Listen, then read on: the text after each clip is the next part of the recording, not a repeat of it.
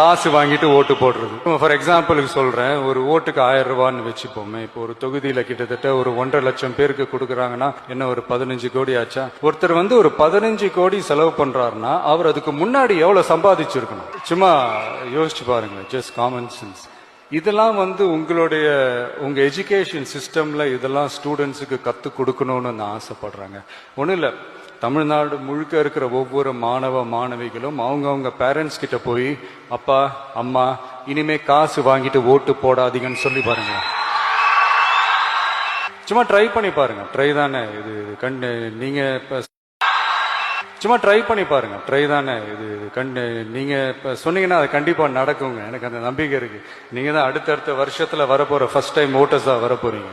So இதை நான் ஏன் இதை கனெக்ட் பண்ணி சொல்றேன்னா, இது எப்போ நடக்குதோ அப்பதான் உங்களுடைய அந்த கல்வி முறையே ஒரு முழுமை அடைஞ்சதா நம்ம எடுத்துக்கலாங்க.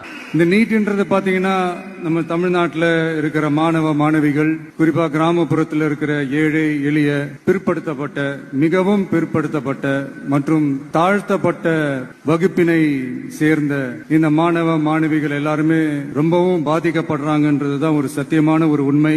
இந்த நீட் இந்த மாநில உரிமைகளுக்கு எதிரானதா இருக்கு. அந்த நீட் தேர்வுக்கு மேல இருக்கிற அந்த நம்பகத்தன்மையை மக்கள் மத்தியில சுத்தமா போயிடுச்சு. இனிமே நாடு முழுக்க அந்த நீட் தேர்வே தேவையில்லை அப்படிங்கறத இந்த செய்திகள் மூலமா நாம எல்லாருமே புரிஞ்சுக்கிட்ட ஒரு விஷயம். சரி, இதுக்கு என்னதான் தீர்வு அப்படின்னா, நீட் விலக்கு தான் இதுக்கு உடனடி தீர்வு. நீட் மட்டும் தான் உலகமா?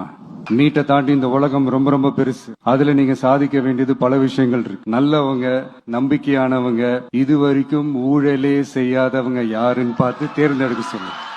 நான் ஒரு 2 years பேக் இதே ஸ்டூடெண்ட்ஸ் ஃபங்க்ஷன்ல நான் சொல்லியிருந்தேன், இந்த காசு கொடுத்து ஓட்டு வாங்கி ஜெயிச்சிடலாம்னு நினைக்கிறாங்க இல்லையா, அவங்கள அந்த கல்ச்சரே யாரும் என்கரேஜ் பண்ணாதீங்க, யாரும் காசு வாங்காதீங்க, உங்க பேரண்ட்ஸ் கிட்டயும் எடுத்து சொல்லுங்கன்னு நான் சொல்லியிருந்தேன். அதை அப்படியே ஃபாலோ பண்ணுங்க. ஆனா நீங்க வேணா பாருங்க, அடுத்த வருஷம் என்ன நடக்க போகுதுன்னு.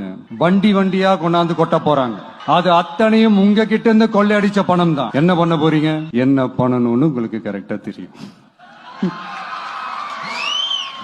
அது நான் சொல்லிதான் புரிய வைக்கணும்னு ஒண்ணு அவசியம்.